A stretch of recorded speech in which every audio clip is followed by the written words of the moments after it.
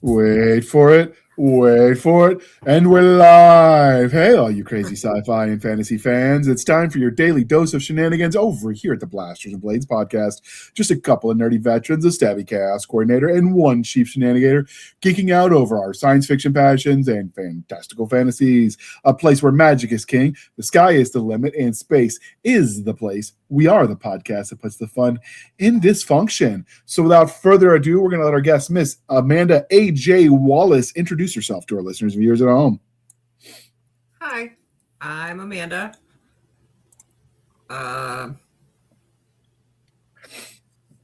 Likes long walks off short piers. I don't know. I work and I spend time with the grandbaby, and that's pretty much all I do. So. All right, just for you listening, if you're paying attention to the screen, it says Amanda, but if you're looking for the book, it'll be under A as in Alpha, J as in Juliet, A.J. Wallace. And that'll be what the episode will be titled for you at home, dear listener. All right, so before we get started, we do have to do the religion question. Are you ready for this? I'm as ready as I'm ever going to be. All right, Star Wars, Star Trek, or Firefly? I have to go with all three. Okay. I love them all equally. That surprises me. I thought you'd go for Doctor Who. Look, Doctor Who was not one of the in the pre-show, I did tell you could go off script. I was not listening. Uh-huh. I'm not gonna lie. I was looking at something, probably from the dinosaur. You distracted me with the dinosaur. Okay. This is fair. Doctor Who would be my all-time though. Do you have a favorite Doctor? David Tennant. Okay, what is it about him that you like? Is it just the actor himself, or is the way he was portrayed? I love the way he portrays the Doctor. Him and Matt Smith are my two favorite Doctors. They did for a while a female Doctor, but I'm told that the actress wasn't very good. I didn't watch it. She was good. It took me a minute to come around to liking her. And then the Doctor before her, it took me a really long time to like him. I don't know about the new Doctor. I haven't watched any of those yet. Oh, there's a new one? I thought it was still the female Doctor. No, there is a new Doctor. I just when it first came out, I remember like a lot of the stage reports were saying like the stagehands didn't like working with her. But if it bleeds, it leads. So you can never quite tell what's real when it comes to that kind of. Yeah, I think my problem with the new Doctor Who, the newest one, is I don't like reality in my fantasy world. Okay. And there's a lot of woke reality in the new Doctor Who, and it takes me out of the storyline, and I don't like that. You want escapism without modern reality? Yes. Okay. Yeah, I'm the same way. Like I really, really liked the sort of true series that Terry Goodkin did. But he got so preachy about halfway through that series when he crossed the pillars into the other side, other kingdom. And I'm like, even if I agree with some of your libertarian principles, can you just tone it down and tell us a fantasy story? Exactly. Like, it got a little preachy even when I agreed with him. But I'm with you. Like sometimes you just want to turn it off and have fun and not think about the real world. Yeah. Oh yeah. If I'm watching something like that, I don't want to think about the real world. I'll go. The news is the news, and then fantasy is fantasy. I'm with you. Okay. Yeah. All right. And because we are polytheistic here at the Blasters and Blades podcast, Game of Thrones, The Wheel of Time, or Chronicles of Narnia. Okay. If we're talking the books, I'm going with The Wheel of Time. I love The Wheel of Time. The Chronicles of Narnia and Game of Thrones are both good too. I have all of the sets of all of them. So, but if I'm gonna pick it up and read it again, it's gonna be The Wheel of Time. Okay. Did you enjoy the ending, Brandon Sanderson, Dave? I have not finished it yet. It's a very long series, and I have a lot of books. So you got a little bit of a book addiction? Yes, I do. My TBR list, it will never be fully read. So, they say when you get a genie, you can't ask for immortality. It's one of the things they say you can't ask for. But I found a way around that Well, Yeah. someone else found it first because, I've stole all my jokes from other people. But you can ask, you'll live until everybody in government is honest or until you read all the books in your TBR pile. And either way, you're going to live forever. Yeah, because my TBR pile is never ending. As long as people keep writing, I'll keep adding to it. Exactly. Oh, excuse me. I actually read, I remember when I was in middle school, there was a story on one of the Choose Your Own Adventure where he could create a pocket dimension. And of course, he used it to cheat on exams.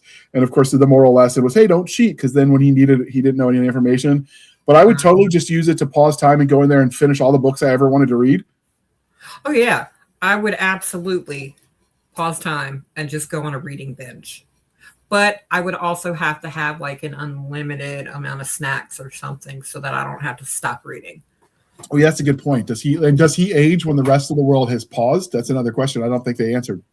Then again, it's been a while since I read that. It's been a couple years. So, okay. All right. So one of the crying shames of adulthood is that we stopped asking each other the important question. But thanks to the generosity of our sponsors, we are bringing that back. And I'm going to ask you, what's your favorite dinosaur? Stegosaurus. Would you like to see? Absolutely. Stegosaurus. Is that a pillow? It's a pillow. It's got a blanket that my grandson can put his hands in and curl up with it. It came as a set. Oh, cool. So it's like a pillow that hugs you with a blanket. Okay. Yes. Yeah. Okay. So we here at the Blasters and Blades podcast are civilized human beings. We are no longer knuckle-dragging troglodytes. So coffee or tea, and how do you take it? I'm drinking sweet tea. Coffee does absolutely nothing for me. I don't like the taste. But tea, all day long. What kind of tea? It's got to be really sweet. It's got to be really sweet.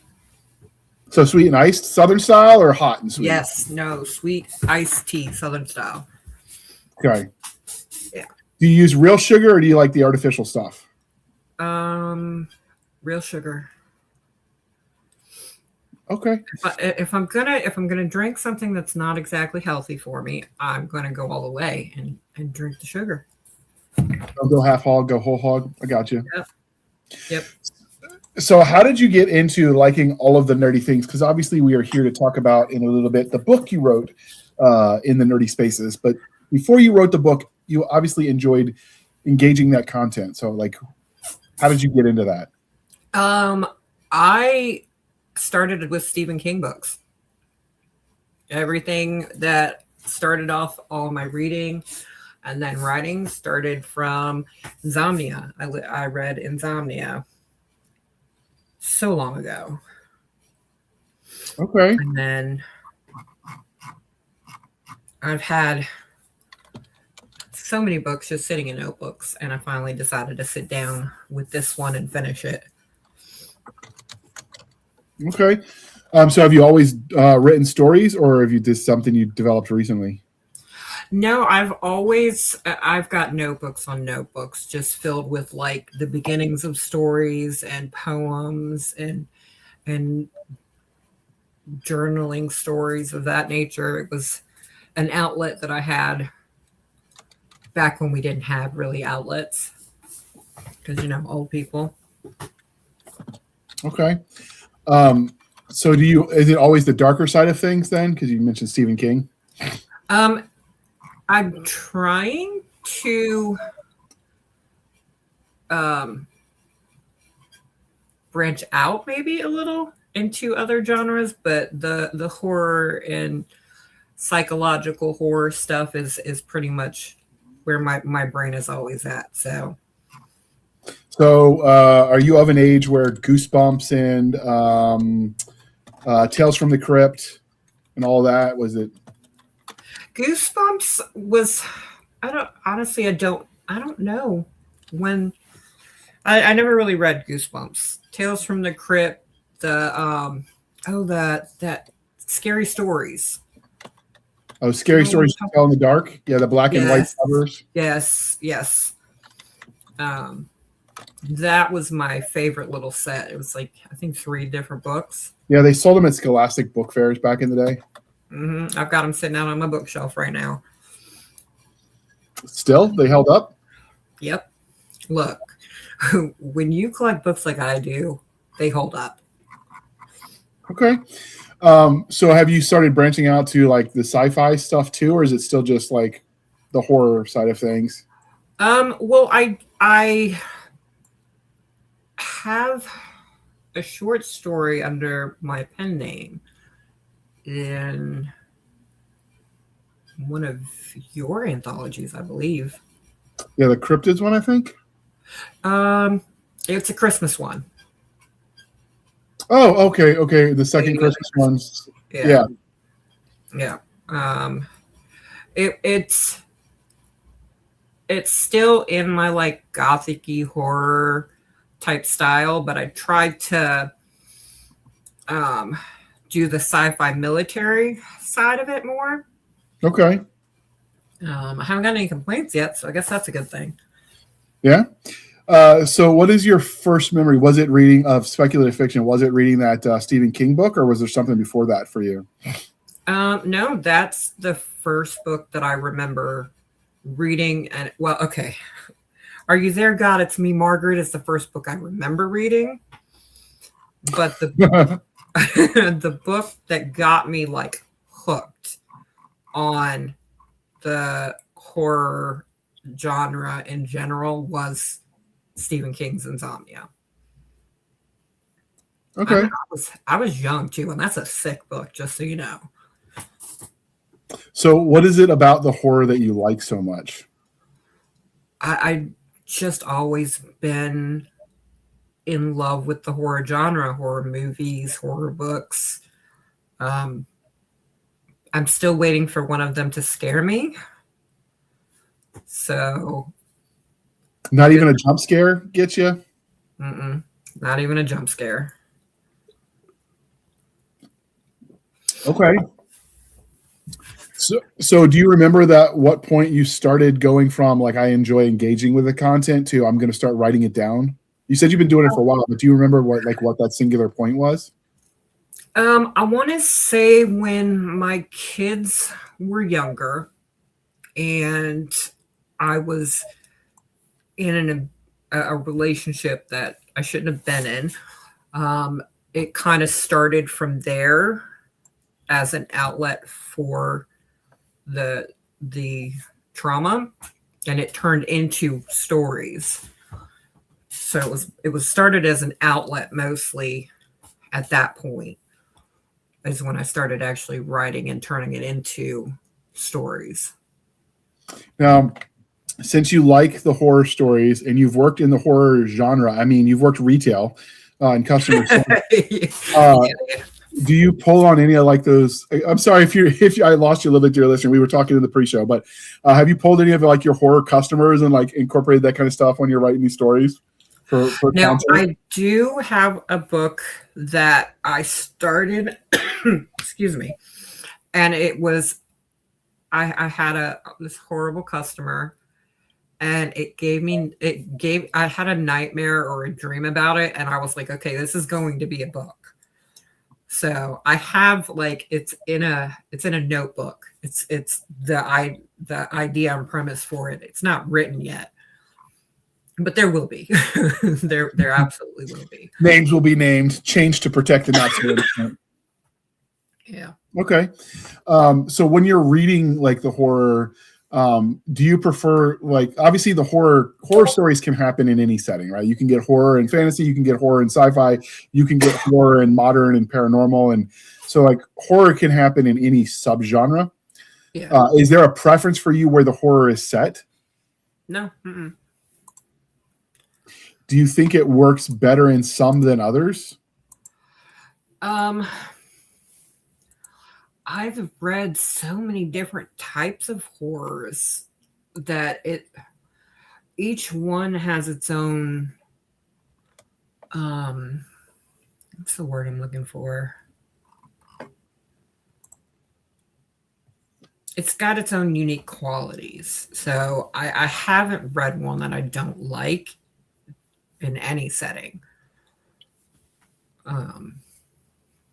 Okay. Do you engage with it outside of the written word? So like, the Mass Effect had somewhat of a horror kind of vibe for video games? I'm sure there are graphic novels and comic books out there. I'm not big on, surprisingly, graphic novels and comic books. I get distracted by the pictures, and then the story, there's a whole different story in my head for those pictures. So if I want to read the actual story, it has to be in story format. Okay.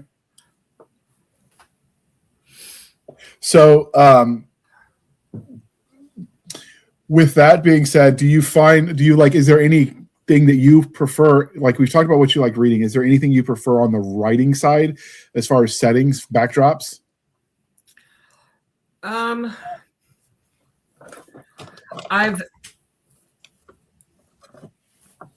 That's a good question. Because for a horror set at an insane asylum that some ghost hunters touring versus one on a spaceship a la Aliens is going to be totally different story. There's still going to be horror stories. I do like the insane asylums, the haunted houses, and that side of horror versus aliens and space type of horror. I like them both, but if I had to pick between the two, I'm going for the haunted house every time. Do you prefer like the psychological mental horror or more of the blood and gore like style? Oh, the psychological is 100%, especially when there's crazy twists, because my brain is already trying to figure out what's going on. And if I get to the end and I'm wrong, that book is number one on my list of must read agains. Okay. Do you tend to do that? Read books more than once? Some people, once they've read it once, they can never read it again. I will, but not like back. It'll be a good year or two, a couple of years before I'll read something again. But they're like the Wheel of Time. I'm restarting it again for like the third time, and I'm reading those I've gotten through the first 6 books before life gets in the way, and I've read those first 6 books at least 3 times each now. Okay. Those are dense enough, though. I feel like you could probably get something different from them every time. Oh yeah, absolutely. Did you watch the Wheel of Time? We're not going to talk about the TV show. Let me tell you, I'm not going to say that I dislike the TV show. I did like it. I don't like that my brain is like, oh, well, that didn't happen there. That happened here. And where's her horse? She has a horse, and it's not in the show, type of thing. So my brain is automatically comparing it to the books. Okay. And I think part of my problem was because I had just started reading the books, and I was like on book 6 when the show came out. So everything was 100 like super fresh in my head. So my problem with it, and I haven't read the books, they're just not my style of writing. But I tried to watch it just as another fantasy show. But I think Peter Jackson spoiled us, who's the director of The Lord of the Rings, because the costuming and the set and stuff. And after watching him and then seeing what they did years later with with decent budgets, it felt like I was watching a high school drama team try to put together a play in comparison to what Peter Jackson did with The Lord of the Rings. Yeah, I feel like it could have been done so much better. And I'm not even just talking about the acting, because like the scenes I watched, the acting wasn't horrible, but like I couldn't get past the costuming and the bad set. Yeah. And so like if you do the costuming and the sets that badly, it's hard for me to get immersed in it, in the world. Yeah, it definitely wasn't up to my standards of what I would have liked to have seen them do with that show, because it could have been a very, very good show. I think we should pass like a law that requires, if you're going to adapt a book into a movie, you have to at least read the book first. That should be like a law. Yeah, and like I understand that when you're adapting books to like the movies and series, you have to do it as a screenplay, I guess is what it's called. But the way that they did it, they like True Blood, for example, they pretty much for the very first season and into the second season go really well with the books. They add some stuff to make it better, whatever. With the Wheel of Time, it felt like they took this section from book 1 and then jumped over here to book 9 and threw that in here, and then jumped to book 4 and then book 2 and then back to book 1, and that can be very confusing. Okay. If I hadn't read the books, I would have been very confused. Okay. All right. Well, now we're going to pause for a moment while we shamelessly shill for the man, and then we're going to dive into the book that brought us here. Alrighty. Wait for it. Boom.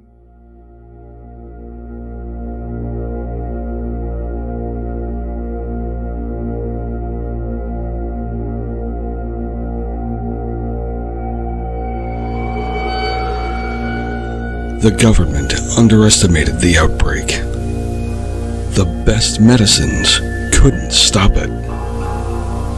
Now, the dead are walking the streets, and they're hungry. Zombie Patient Zero is 9 tales of flesh-ripping, brain-splattering mayhem from Bayonet Books, the boldest name in action and horror anthologies. From deep space to luxury resorts, nowhere is safe. Zip up your hazmat suit and dare to find out how it all went wrong. Zombie Patient Zero, from the deranged minds that brought you Contact This and Storming Area 51. Pick up your copy today in paperback or Kindle.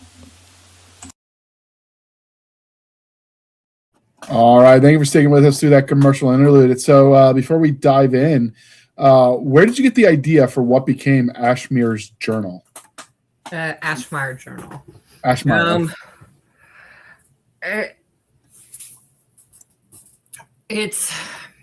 I love Alice in Wonderland, and I wanted to take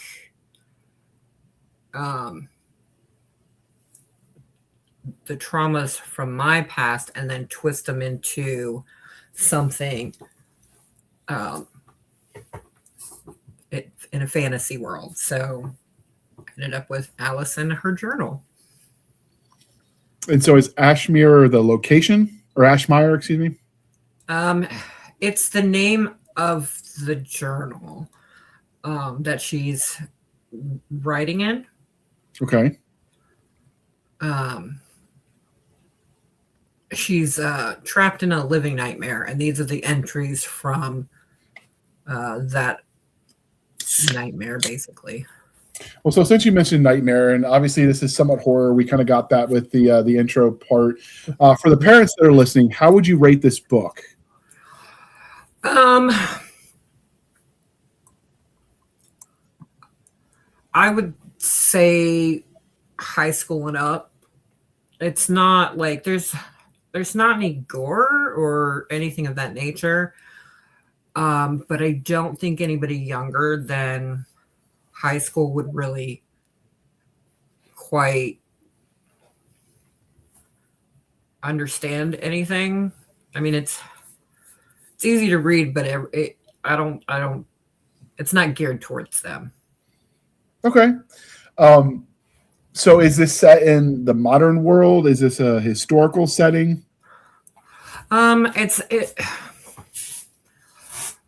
It's kind of like a twisted Wonderland setting.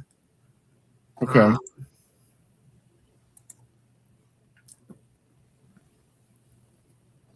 Okay. So it's a kind of a second world fantasy setting. Yeah,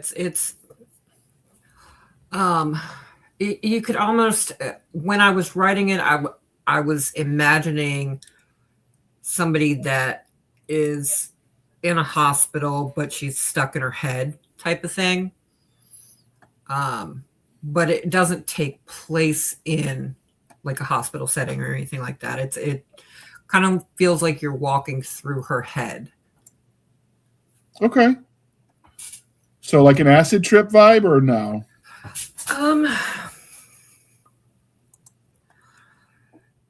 It's more of an internalized trauma. It's so hard to she's like wakes up in Wonderland, but it's not Wonderland. It's the Ashmire. I don't know if that makes any sense. Close enough. So what can you tell us about the main character then? Alice is the main character. She wakes up in the Ashmire. The world reacts to her thoughts and memories and her guilt. The deeper she goes into the Ashmire, the more she realizes that the reason everything is broken is because of her.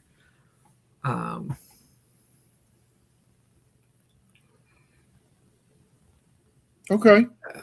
Are there any other characters, or is it mostly just her exploring the world? It is her. It's basically, it's like you're reading her journal.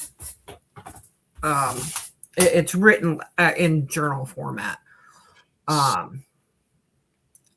And so you're reading her words, and then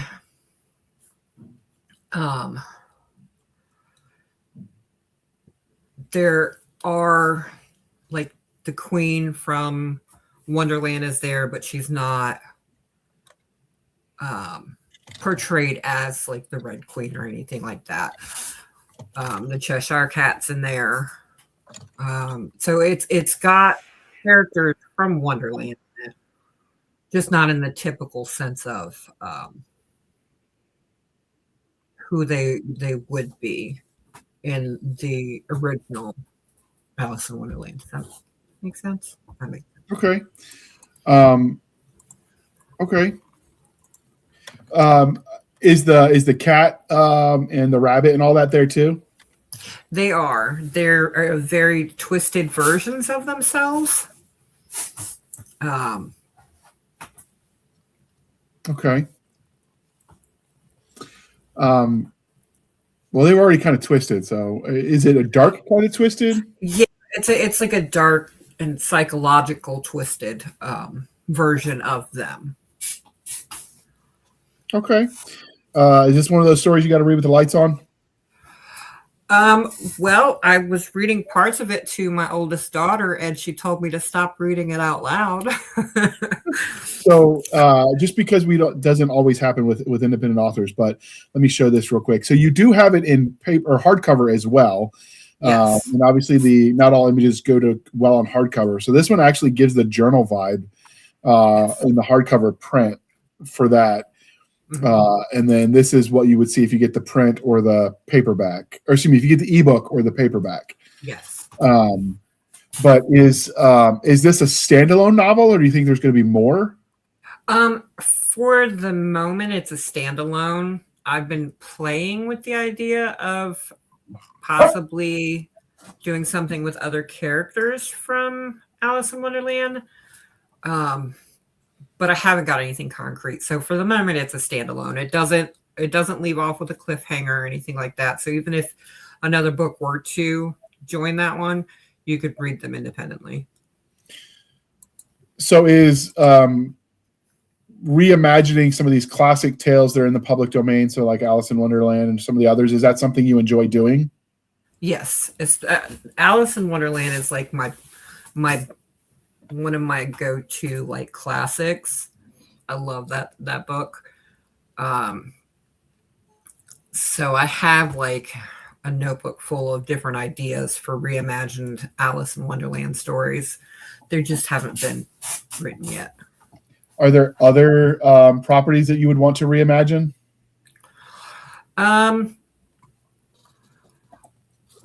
I've been thinking about it, but I haven't really had the time to sit down and to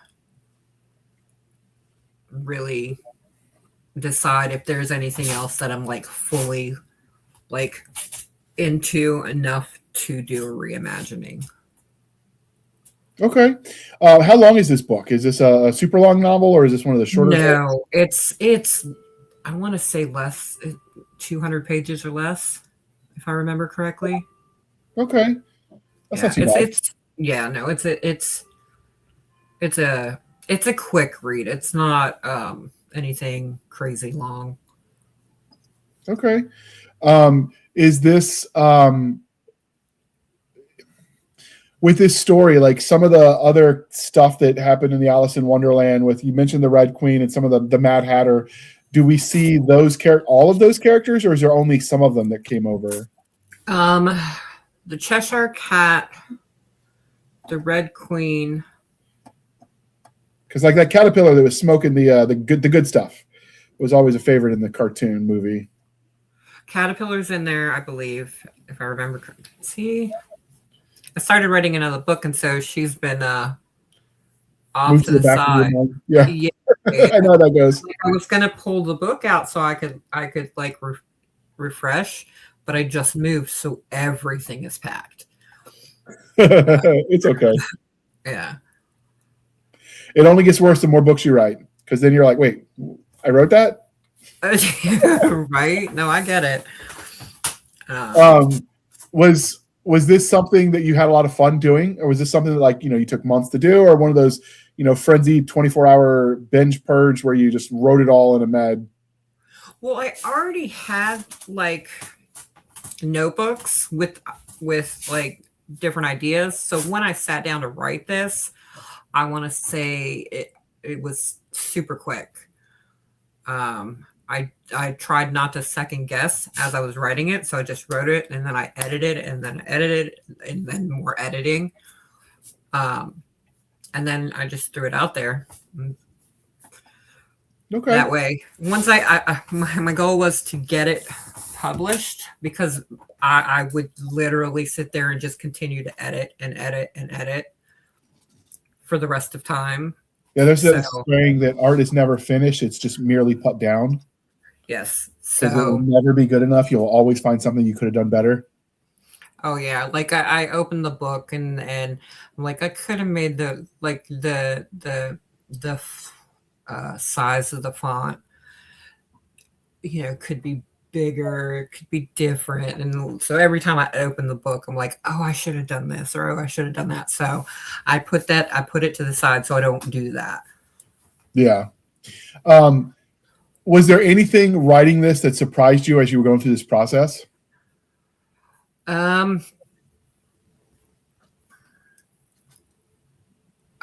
No, not really, because I've been working with other authors' books that it kind of felt cathartic, I guess would be the right word. So after playing with other people's books on the back end, it was nice to mess with your own? Yes. Okay. Is there that you said you're working on another one, and you mentioned a pen name? Is the next book you're working on going to be by you as AJ Wallace, or whatever your pen name is? It is probably, I don't know.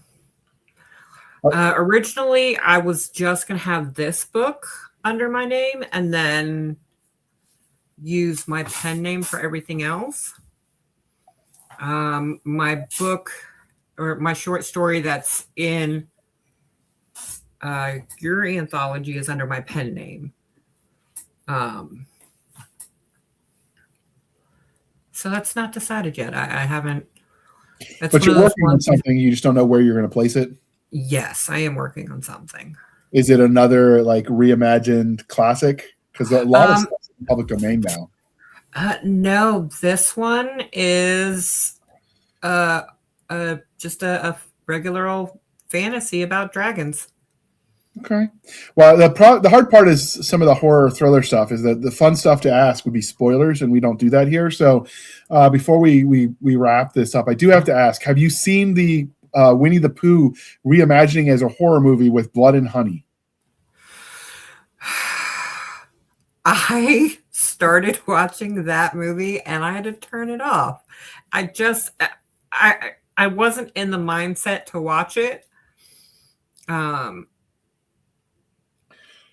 They had that ready because they knew it was coming up for public domain, so they had that ready to launch the day the public domain it hit.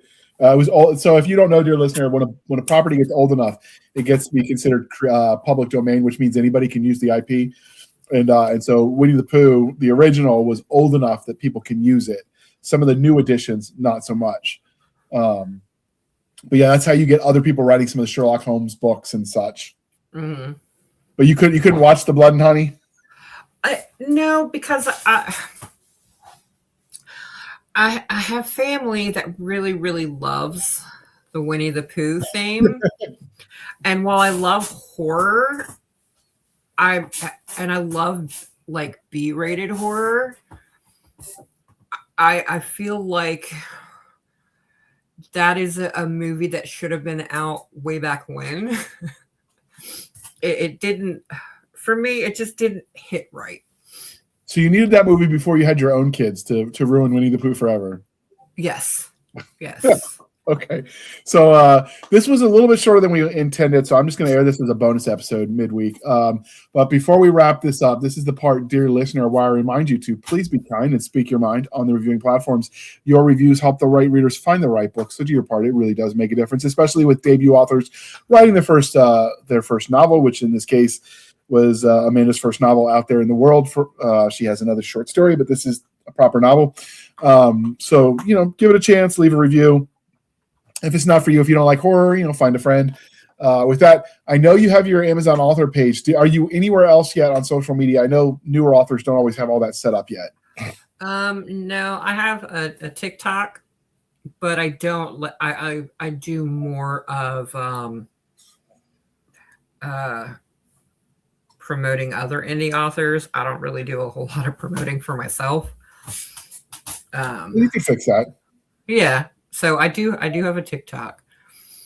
Okay, well, we'll link that, and you can find us, dear listener, on our Linktree, linktr.ee, Linktree / Blasters and Blades Podcast. Again, Linktree / Blasters and Blades Podcast, where we link to all the things, the BitChute, the Rumble, the YouTube, the TikTok, the Twitter. We've got our Spotify, our Discord, our Substack, our Blasters and Blades Facebook group and Facebook page. You can email the show at blastersandbladespodcast@gmail.com. Again, Blasters and Blades Podcast @gmail.com. For professional purposes only, people say the shenanigans from Stabby Stab over there on the Instagram, the Twitter, and the email. You can support the show by going to buymeacoffee.com/author J.R. Handley. Again, buymeacoffee.com/author J.R. Handley. Be sure to put in the comment section this is for the podcast, and I promise I will keep my co-hosts duly caffeinated. They will drink that coffee brand coffee, tea, and hot chocolate until they get high on their own supply. If you want some of that coffee brand coffee, the link will be in the show notes. The discount code is Podcast Grunts. You get 10% off. We get a little bit of a kickback. It's a win-win, people. And with that, I would like to thank you for spending some of your precious time with us. For my crazy co-host, I am J.R. Handley, and this was the Blasters and Blades Podcast. We'll be back next week at the same time, where we'll indulge our love of nerd culture, cheesy jokes, and all things that go boom. And with that, we're going to hit the end button. All right, next time we'll have to have you on longer because you'll have to write something that isn't as hard to not spoil. Yeah, this one is definitely a hard one to not spoil. All right. Wait for